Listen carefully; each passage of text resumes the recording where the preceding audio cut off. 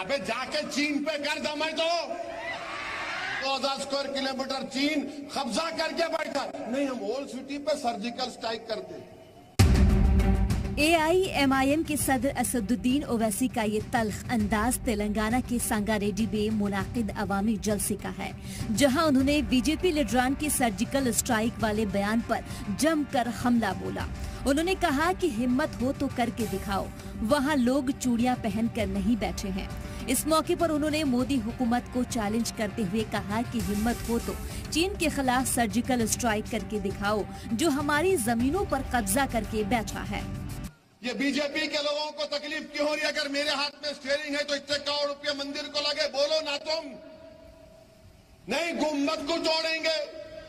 अरे तोड़ जाके तेरे दम है तो बोलता काहे को? अरे तोड़ेंगे, धरे के लुंगी उठा के डरा रहा हमको, बोले जा रहे। ओल्ड सिटी पे सर्जिकल स्ट्राइक करते, बात की जागीर है। कब करते बोलो? मां अकेला ठहर तो आओ, देखेंगे क्या होता। सर्जिकल स्ट्राइक करते क्या हम क्या चूड़ियां पहन के बैठे हैं? और हमारी मां और बहनें चूड़ियां पहन के भी बैठी है तो उन्हें काफी है तुम्हारे लिए। पाता बस्ती में सर्जिकल स्ट्राइक, अबे जाके चीन पे कर दमाई तो बोल नरेंद्र मोदी को कि चीन को खार के फेंको। डेप्सांग और डेमचाक से 2000 स्क्वायर किलोमीटर चीन कब्जा करके बैठा। नहीं, हम ओल्ड सिटी पे सर्जिकल स्ट्राइक करते। इस मौके पर ओवैसी ने मोदी हुकूमत के 9 साल के हालात का भी जिक्र किया। उन्होंने कहा कि बीजेपी हुकूमत में सबसे ज्यादा निशाने पर मुसलमान रहे। मॉब लिंचिंग, लव जिहाद जैसे मुद्दे के नाम पर हम पर जुल्म किए गए और कार्रवाई के नाम पर जेल में भी उन्हें ही डाला गया। इस मौके पर उन्होंने अतीक अशरफ कत्ल का भी जिक्र किया। बीजेपी की जब से हुकूमत बनी है, सबसे ज्यादा निशाना किसको बनाया गया है? गोश्त के नाम पर अखलाक को मारा गया, आपको नहीं मारा जाता। गोश्त के नाम पर पीलू रगबर को मारा गया, आपको नहीं मारा जाता। प्रधानमंत्री ने कहा कि कपड़े देखकर पहचानो, जेलों में हमको डाल दिया गया। देश के गद्दारों को गोली मारो, डैश डैश बोले तो पुलिस की कस्टडी में हाथों में जंजीर है, गोली मार दी गई। 8-8 लाख की बंदूक है, 16 लाख की 2 बंदूक है जो भारत में बैन है, गोली मार दिए।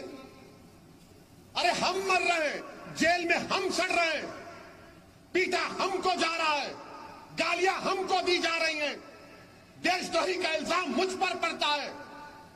बताओ ऐसे माहौल में क्या कर रहे हैं लोग?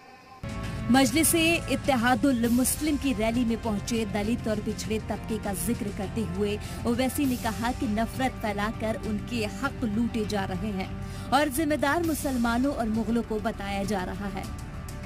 इस मौके पर ओवैसी ने पिछड़े समाज को बीजेपी से होशियार रहने की अपील की। हमारे बैकवर्ड क्लास के भाइयों के पोस्ट खाली है 19,280, यानी तीनों को मिला लिए तो 51,000 पोस्ट खाली है।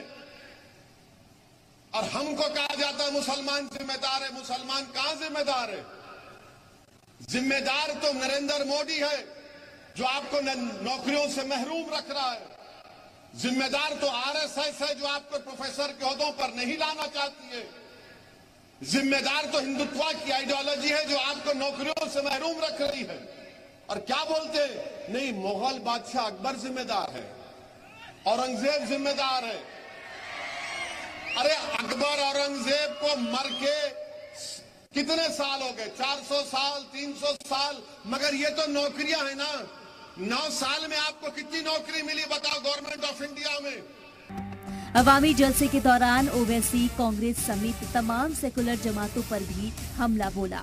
हालांकि बीजेपी और आरएसएस पर ओवैसी लगातार हमले बोलते रहते हैं, लेकिन यह भी सच है कि उनके ऐसे बयानात से फायदा भी उन्हीं को होता है।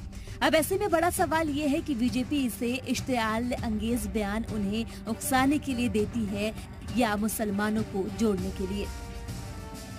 ब्यूरो रिपोर्ट, जी मीडिया।